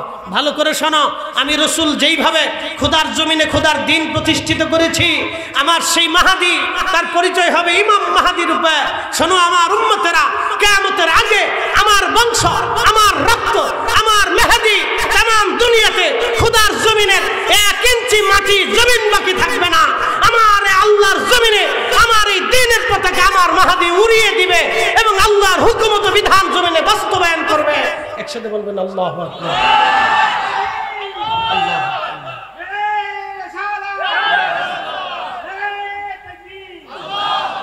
আল্লাহর জমিনে আল্লাহর দ্বীন বাস্তবায়ন করবেন হযরত ইমাম মাহদী আলাইহিস সালাতু ওয়াস সালাম। পৃথিবীর 1 ইঞ্চি মাটি বাদ থাকবে না। বিশ্বাস হয় না বুঝি? যেমনে কইতেছেন যে হুজুর, কেমনে কেমনে যেন কেমন মনে হইতেছে এটা কথাটা, চিন্তার কারণ ভাইবেন না। খন্দকের ময়দানে যদি কোনোদিন যান, মদিনায় ঠিকানা দিয়ে যায়, যদি কখনো খন্দকে যান, তো খন্দকের সেই গর্ত আর এখন আর নাই। এটার উপর দিয়ে রোড হয়েছে, রাস্তা বানাইছে সৌদি সরকার। সে পাহাড় এখনো আছে, যেই পাহাড়ের কোনাতে বসে আল্লাহর মেহবুব নবীজি যুদ্ধের নেতৃত্ব দিয়েছিলেন, যেই মসজিদে নামাজ পড়েছিলেন দীর্ঘদিন, ওই মসজিদের সেই মেহরাব এখনো আছে, সেইভাবেই আছে। মারহাবা বলবেন না?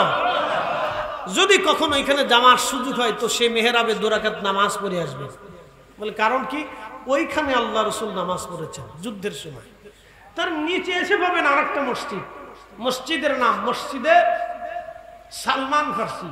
ওইখানে সালমান ফার্সি রাদিয়াল্লাহু আনহু বসে বসে যুদ্ধের নেতৃত্ব দিয়েছিলেন। তার একটু আগেই আরেকটা মসজিদ পাবেন, মসজিদ আলী। এখানে হযরত আলী এবং ফাতেমা রাদিয়াল্লাহু আনহুমা দুইজন এইখানে বসে যুদ্ধের নেতৃত্ব দিয়েছিলেন এবং নামাজ পড়েছিলেন। 3 জায়গায় 3টে মসজিদ পাবে,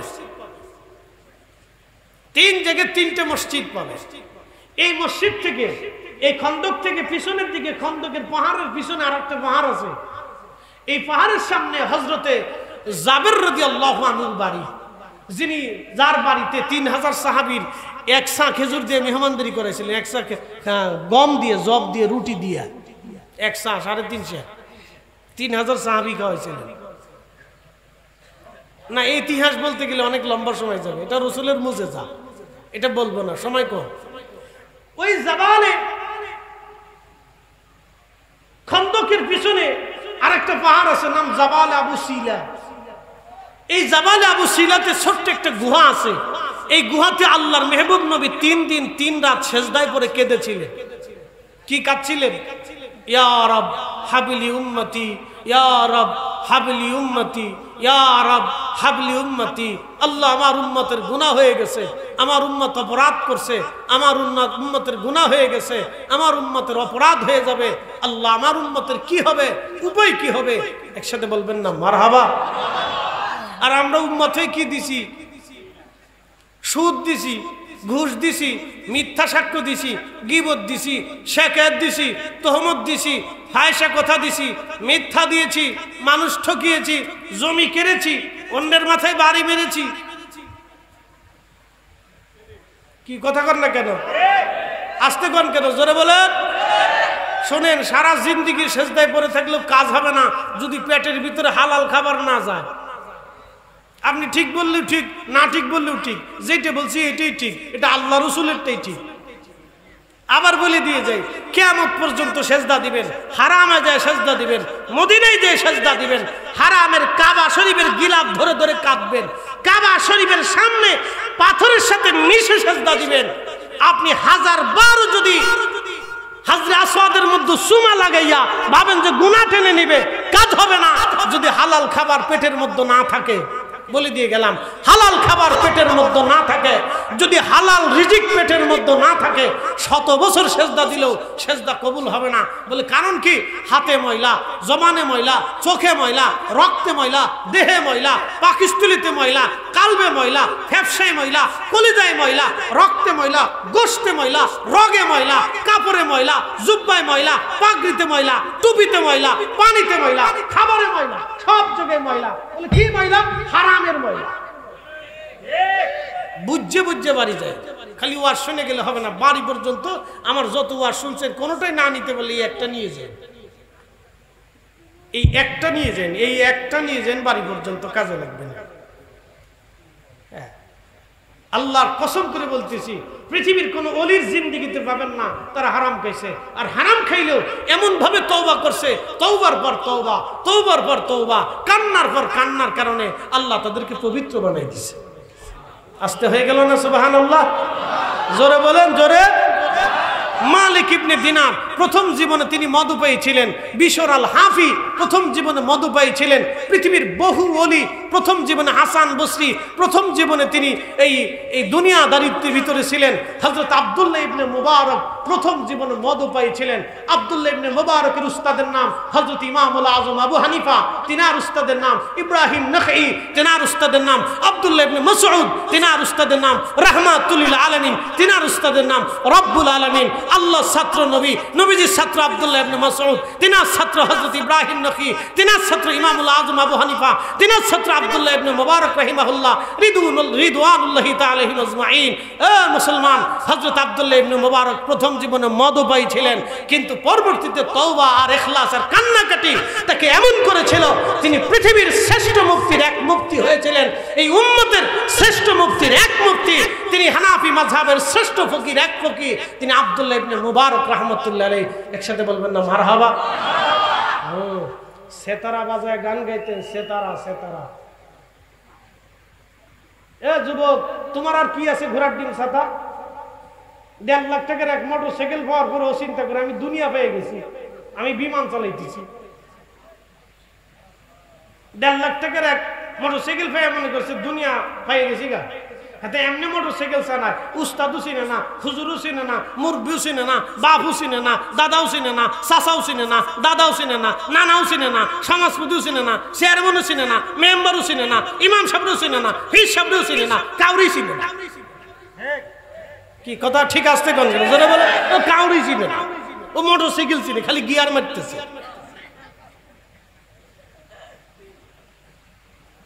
তোমার কয় পয়সার টাকা হয়েছে বলো তো? তোমার কিচ্ছু হয় নাই। আব্দুল্লাহ ইবনে মুবারকরে চিনো?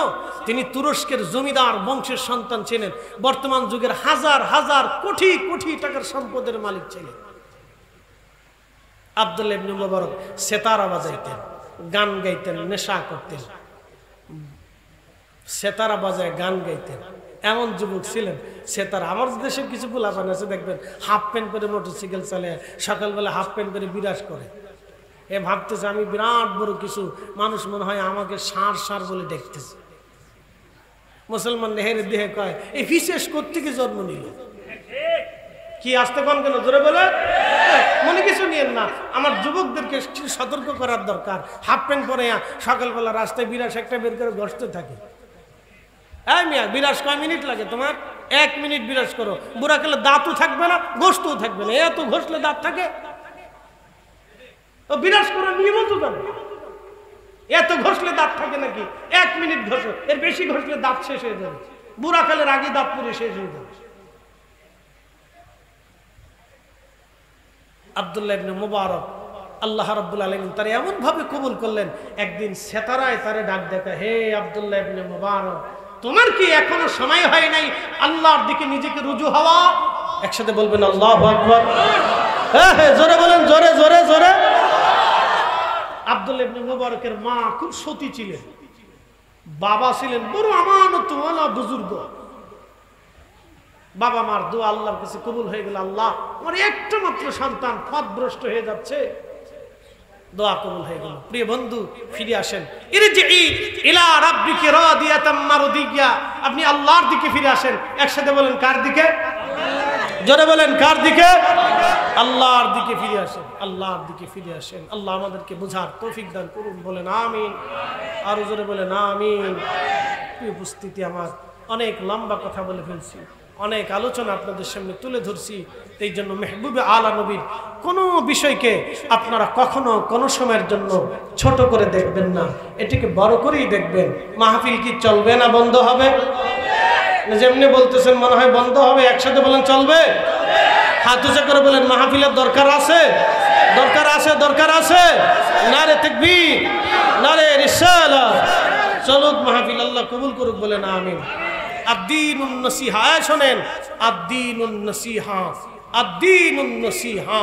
নসিহত বন্ধ হলে দিন নষ্ট হবে, নসিহত বন্ধ হয়ে গেলে দিন নষ্ট হয়ে যাবে। আবার বলি, নসিহত নষ্ট হয়ে গেলে, বন্ধ হয়ে গেলে দিন নষ্ট হয়ে যাবে। আপনাদেরকে একটা ছোট্ট তথ্য দিয়ে দেয়, 5 বছর বাংলাদেশের সব মাহফিল যদি বন্ধ হয়ে যায়, আবার শোনেন, 5 বছর বাংলাদেশের সব মাহফিল যদি বন্ধ হয়ে যায়, প্রত্যেক জুমাতে খুতবার যিনি খতিব তার খেতাবতের আলোচনা যদি বন্ধ হয়ে যায়, পীর মাশায়েখদের তালিম তরবিয়ত যদি বন্ধ হয়ে যায়, আগামী 5 বছর পরে আমাদের দেশের মেয়েরা হাফ প্যান্ট পরে রাস্তা দিয়ে হাঁটবে।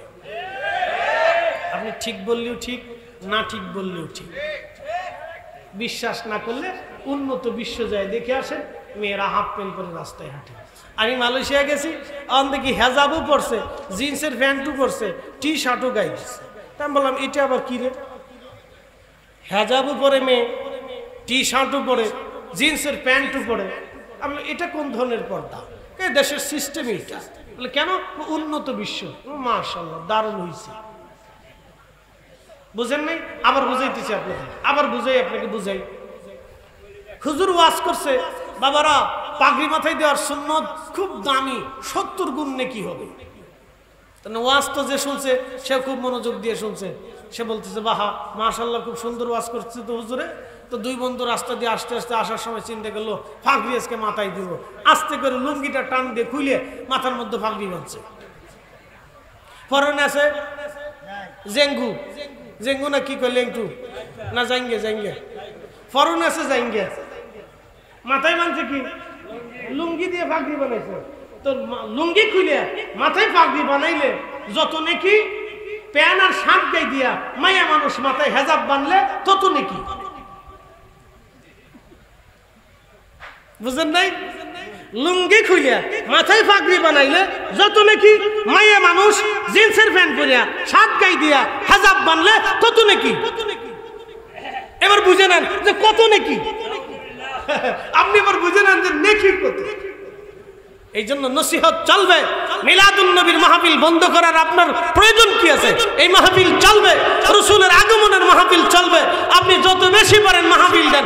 আমার দেশে মাহফিল হওয়ার দরকার, কথা কোন নাকি ঠিক কিনা? বেশি বেশি মাহফিল দেন। সিরাতুন নবী দেন না মিলাদুন নবী দেন, ইসলাহি দেন না তাফসীরুল কোরআন দেন, এই আপনার দস্তরবন্দি দেন না খাতমে বুখারী দেন, মাহফিল দিতে থাকেন। যে নামে দেন মাহফিল যেন আপনার যে নামই থাকুক, মাহফিল যেন হয়।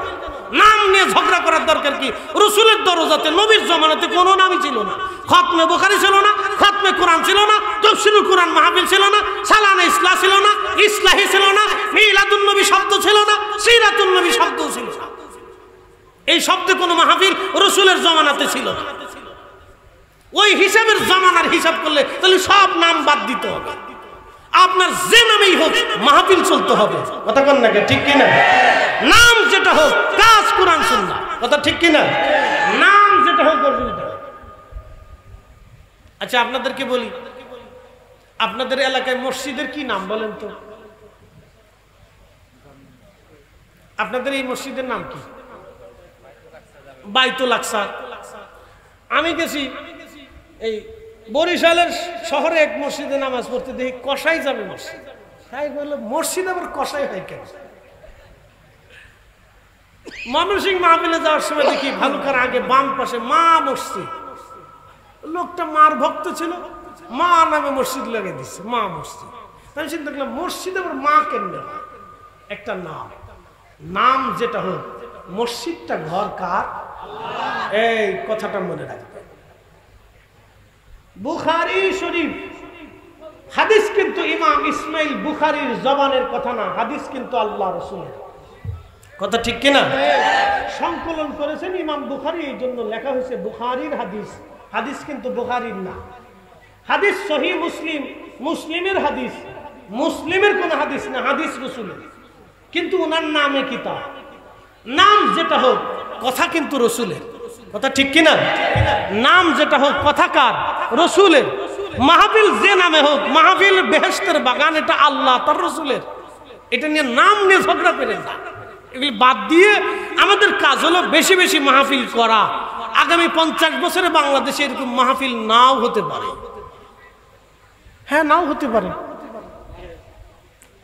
স্বাধীনতা নাও থাকতে পারে, পরাধীনতাও আসতে পারে। আমরা জানি না আমাদের ভাগ্যে কি আছে। আল্লাহ আমাদেরকে দয়া করে যেন কিয়ামত পর্যন্ত চালায়। বলে না আমিন। নাম নিয়ে ঝগড়ার দরকার নেই, বাড়তে থাকুক, চলতে থাকুক। মানুষগুলি মহা ভুলের মধ্যে আছে, ক্ষতির মধ্যে আছে। ইল্লাল্লাযীনা আমানু, যারা ঈমান আনছে তারা ব্যতীত। ইল্লাল্লাযীনা আমানু, যারা ঈমান এনেছে, এই ঈমানদার ব্যতীত সব মানুষ ভুলের মধ্যে আছে। এই ঈমানওয়ালা ব্যতীত সব মানুষ ভুলের মধ্যে আছে। বর্তমান পৃথিবীতে বহু ধর্মের মানুষ আছে। সনাতনী ধর্ম বলেন, মাজুসি ধর্ম বলেন, ইয়াহুদি ধর্ম বলেন, খ্রিস্টান ধর্ম বলেন, এরপরে আপনার কি বলে শিখ ধর্ম বলেন, বৌদ্ধ ধর্ম বলেন।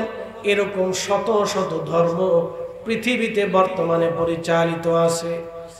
800 কোটি মানুষ আছে, 200 কোটি মানুষ কালেমাওয়ালা, বাদ বাকি 600 কোটি মানুষ কালেমা সারা। 200 কোটি মানুষ কালেমাওয়ালা, বাদ বাকি 600 কোটি মানুষ কালেমা সারা। প্রিয় উপস্থিতি, ভালো করে শুনবেন। 600 কোটি মানুষের ভিতরে অনেক বড় বড় মেধাবী আছে, জ্ঞানী আছে, ডক্টর আছে, ডাক্তার আছে, ইঞ্জিনিয়ার আছে, প্রকৌশলী আছে, সমরবিদ আছে, রাজনীতিবিদ আছে, অর্থনীতিবিদ আছে। এরপরে আপনি যদি দেখেন বিরাট বড় বড় পদার্থবিদ, রসায়নবিদ, পারমাণবিক বিজ্ঞানী, মহাকাশ বিজ্ঞানী আছে। অনেক বড় বড় মেধাবী আছে, কিন্তু তাদের মেধা, তাদের জ্ঞান আল্লাহ চিনতে তাদেরকে সাহায্য করে নাই। এই জন্য কাজী নজরুল ইসলাম চমৎকার করে তিনি বললেন, আল্লাহকে যে পাইতে চায় হযরতকে ভালোবেসে, আরশ কুরসি লৌহ কলম না চাহিতেই পেয়েছে সে। খুব মনোযোগ দিবেন। কালেমা পড়তে এত কোটি মানুষকে সাহায্য করে নাই তার মেধা, তার জ্ঞান, তার আকল। বলে কারণ কি? কি জন্য সাহায্য করে নাই? রব্বুল আলামিন আপনার মতো আমার মতো সাধারণ মানুষকে আমার আল্লাহ কালেমার দৌলত দিয়ে আমাদের জিন্দেগি আল্লাহ ধন্য বানায় দিলেন। একবার জোরে বলা যাবে কি মারহাবা? যদি আমরা মুসলমান না হতাম, যদি আমরা সনাতনী হতাম, তাহলে অবশ্যই কিছুদিন পরে দুর্গা পূজা আসতেছে। ওই পূজা অর্চনার জন্য আমরা ব্যস্ত হয়ে যাইতাম। কথা ঠিক আছে না? পূজা অর্চনার জন্য ব্যস্ত হতাম। যদি আমরা বৌদ্ধ হতাম তাহলে বৌদ্ধ পূর্ণিমা আসার আগে আমরা বৌদ্ধ পূর্ণিমার উৎসব পালনের জন্য আমরা ব্যস্ত হতাম। যদি আমরা মুসলিম না হয়ে আমরা মাজুসি হতাম তাহলে আগুন সামনে নিয়ে আগুনের সামনে সিজদায় পড়ে আগুনকে খোদা বলে মেনে নিতাম। যদি আমরা শিখ ধর্মের হতাম গুরু নানকের মূর্তি বানাইয়া তার কবরের সামনে মূর্তির সামনে সিজদায় পড়ে মাথা নত করে তাকে খোদা বলে আমরা তার কাছে সবকিছু চাইতাম। যদি আমরা খ্রিস্টান হতাম তাহলে কুরুশ বানাইয়া তাদের বানানো ধর্মের উপরে ভিত্তি করে ঈসা রুহুল্লাহকে আল্লাহর ছেলে আর হযরত মারিয়ামকে আল্লাহর স্ত্রী বলে আমরা মেনে নিই। খোদার একত্ববাদ ব্যতীত বহু খোদায় আমরা বিশ্বাসী হয়ে যাইতাম। আমরা পথভ্রষ্ট হয়ে যেতাম। গেলে কি হতো? আমার রব তা বলে দিয়েছেন, ইন্নাল্লাযীনা কাফারু মিন আহলিল কিতাবি ওয়াল মুশরিকিনা ফি নারি জাহান্নাম জাহান্নাম খালিদিনা ফিহা। একবার জোরে বলা যাবে কি আল্লাহু আকবার। আমার রব বললেন, ইন্নাল্লাযীনা কাফারু, নিশ্চয় যারা অবিশ্বাসী, মিন আহলিল কিতাব, ইহুদি খ্রিস্টান, ওয়াল মুশরিকিন, যারা শিরক করেছে, মুশরিকত্ব করেছে, পাথর দিয়ে মূর্তি বানাইয়া মূর্তির সামনে যারা সিজদায় পড়ে মূর্তিকে খোদা যারা মনে করেছে, আমার রব বলেছেন ফি নারি জাহান্নাম খালিদিনা ফিহা, চিরদিন চিরস্থায়ীভাবে তারা জাহান্নামে চলে যাবে, শাস্তির আবাসে তারা চলে যাবে, কোনোদিন তারা জাহান্নাম থেকে বের হতে পারবে না। চিরদিনের জন্য, স্থায়ীভাবে চিরদিনের জন্য তারা জাহান্নামে চলে যাবে, কোনোদিন আর কোনোদিন তারা জাহান্নাম থেকে বের হতে পারবে না। এরপরে আমার আল্লাহ বললেন, ইন্নাল্লাযীনা আমানু ওয়া আমিলুস সালিহাতি উলাইকা হুম খায়রুল বারিয়া, নিশ্চয়ই যারা আমলে যারা পাকা হয়ে যাবে, উলাইকা হুম খায়রুল বারিয়া, তামাম জগৎ সমূহের মধ্যে তারা শ্রেষ্ঠত্ব নিবে। জাযাউহুম ইনদা রাব্বিহিম জান্নাতু আদনিন তাজরি মিন তাহতিহাল আনহারু খালিদিনা ফিহা আবাদা। আমি রব্বুল আলামিন তাদের জন্য একটা জান্নাত বানাবো, ওই জান্নাতের নিচ দিয়ে নহর প্রবাহিত হবে। আমি জান্নাত বানিয়েছি, জান্নাতের নিচ দিয়ে নহর প্রবাহিত হয়েছে, মধুর নহর, দুধের নহর, পানির নহর আর শরবতের নহর।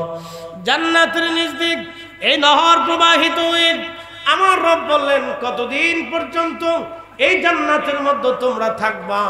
আমার আল্লাহ তা বলে দিলেন, খালিদিনা ফিহা আবাদা, চিরদিন চিরস্থায়ীভাবে এই জান্নাতের মধ্যে তারা থাকবে, কোনোদিন এই জান্নাত থেকে তারা বের হবে না, কোনোদিন এই জান্নাত থেকে তারা বের হবে না। এই জান্নাতের সুখ কোনোদিন শেষ হবে না, কখনোই শেষ হবে না। এই জান্নাতের সুখ, দুনিয়ার সুখ একসময় শেষ হয়ে যাবে, দুনিয়ার দুঃখ একসময় শেষ হয়ে যাবে, আমাদের পৃথিবীও একদিন শেষ হয়ে যাবে, কিন্তু জান্নাত কখনো শেষ হবে না, জান্নাত কখনো শেষ হবে না। একবার জোরে বলা যাবে কি সুবহানাল্লাহ।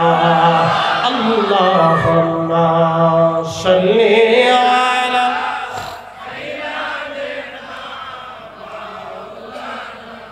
মাশাআল্লাহ, আল্লাহু আকবার, আলা আলি সাইয়্যিদিনা।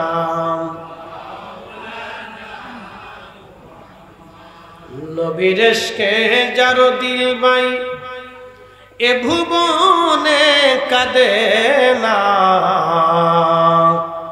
রোজ হাসরে ভাইজান তারা নবীজির দেখা পাবে না। আল্লাহুম্মা সাল্লি আলা সাইয়্যিদিনা মাওলানা ওয়া আলা আলি সাইয়্যিদিনা মাওলানা।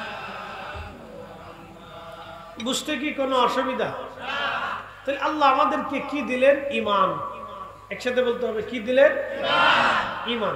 এবার ঈমান বুঝে, লা ইলাহা, একসাথে বলেন লা ইলাহা, আল্লাহ ব্যতীত আর কোন ইলাহ, একসাথে বলতে হবে ইলাহ, ইলাহ, রব নাই, জলে বলেন রব, খালিক, মালিক, রহমান, রহিম, গফুর, গফার, করিম, সত্তার, আল্লাহ সব। কথা বলেন ঠিক কিনা?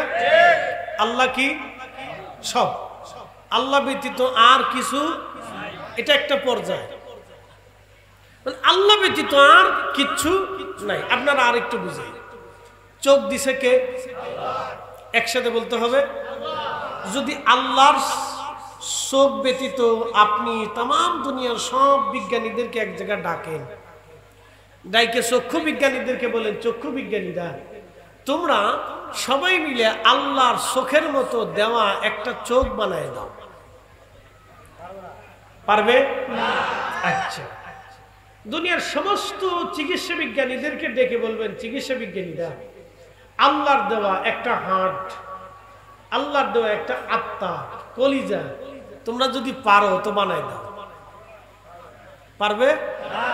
সম্ভব না। ভালো করে বুঝবেন, সূর্যের আলোকে দেয়, বৃষ্টিকে দেয়, সাগরের জোয়ারকে দেয়, ঝর্ণাকে দেয়, জমিনের ফসলকে দেয়, নানান ফুলে ফলে ফলে ফলে ভোরেকে দেয়, আমাদের হায়াতকে দেয়, মৃত্যুকে দেয়, মায়ের রেহেমের ভিতরে আমাদের খাবারকে দেয়, পুষ্টি রক্ত আমাদেরকে কে দেয়? আমার আছে কি? জোরে বলেন। জমি জমা, বাড়ি গাড়ি, টাকা পয়সা, অর্থবিত্ত, স্বাস্থ্য। আমার বাবাজি এখানে বসে আছেন, বয়স হয়ে গেছে। বাবাজি যৌবনকালে কিন্তু অনেক শক্তিশালী ছিলেন, কথা ঠিক আছে না? অনেক শক্তিশালী ছিলেন, কিন্তু 20 বছর বয়সের সেই শক্তি কি ওনার এখন আছে? ওনার হায়াত যদি ওনার হাতের ভিতরেই থাকতো তাহলে উনি বৃদ্ধ হতেন না, এখানে কেউ বৃদ্ধ হতো না। সবার শক্তি নিজে নিজের মতোই বানায় রাখতো। তাহলে বোঝা গেল আমাদের হায়াত, আমাদের শক্তি, আমাদের স্বাস্থ্য, আমাদের সৌন্দর্য, আমাদের চেহারা, আমাদের রিজিক, আমাদের খাবার, আমাদের যা কিছু আছে আমাদের হাতের ভিতরে। তাহলে আমার আছে কি? একসাথে বলেন, কিছুই। যারা বলেন আমার কি বলতে কিছু। এখনো যারা মেলায় ঘুরতেছে ওরা মনে করতেছে আমার অনেক কিছু। হ্যাঁ, কত সত্য। এই জন্য লা ইলাহা ইল্লাল্লাহ, যারা বলেন লা ইলাহা।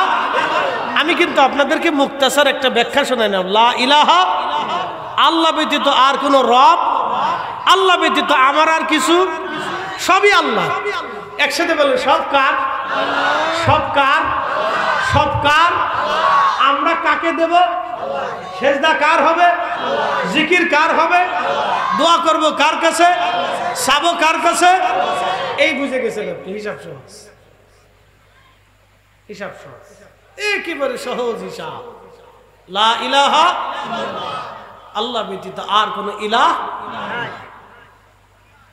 আল্লাহ আপনার কাছে এটাই চাইছে। এটা কালেমার প্রথম অর্ধের, তাওহীদের, রুবুবিয়তের প্রথম একটা পাঠের মুক্তাসার একটা ব্যাখ্যা আপনাকে শোনাইল যে আল্লাহ ব্যতীত আমাদের আর কিচ্ছু নাই, আসলেই কিছু নাই।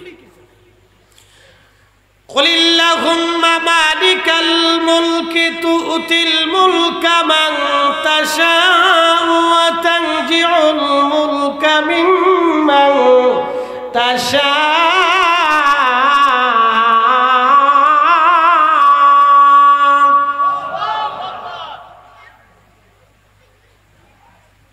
আচ্ছা, আপনাদেরকে এই কোরআনের আয়াতের ব্যাখ্যা আরেকটু বুঝাই।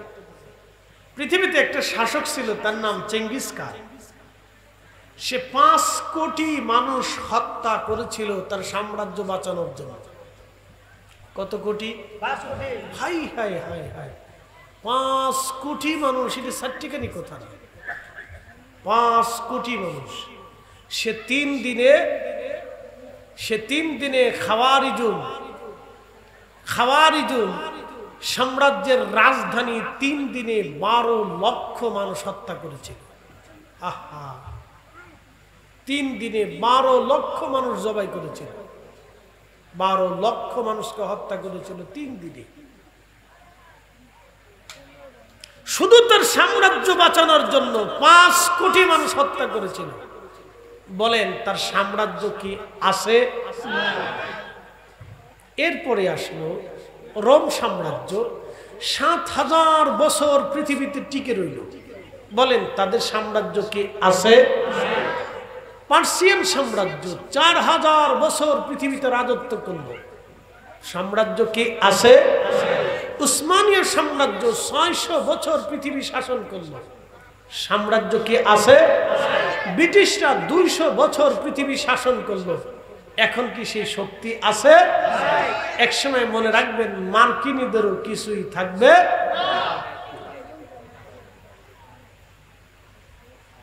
কিন্তু মনে রাখবেন, সারা জীবন মনে রাখবেন, কিয়ামত পর্যন্ত হায়াত দিলেও মনে রাখবেন, কিয়ামত পর্যন্ত এই নবীর এই ঝান্ডা, কালেমার পতাকা আল্লাহর আকাশে উঠতেই থাকবে। কথা বলেন ঠিক না?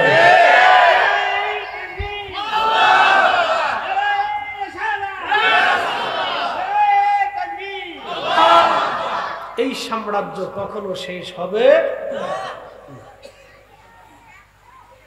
কুলিল্লাহুম্মা মালিকাল মুলক। হাবিব, আপনি বলে দেন, কুলিল্লাহুম্মা মালিকাল মুলক তুতিল মুলকা মান তাশা।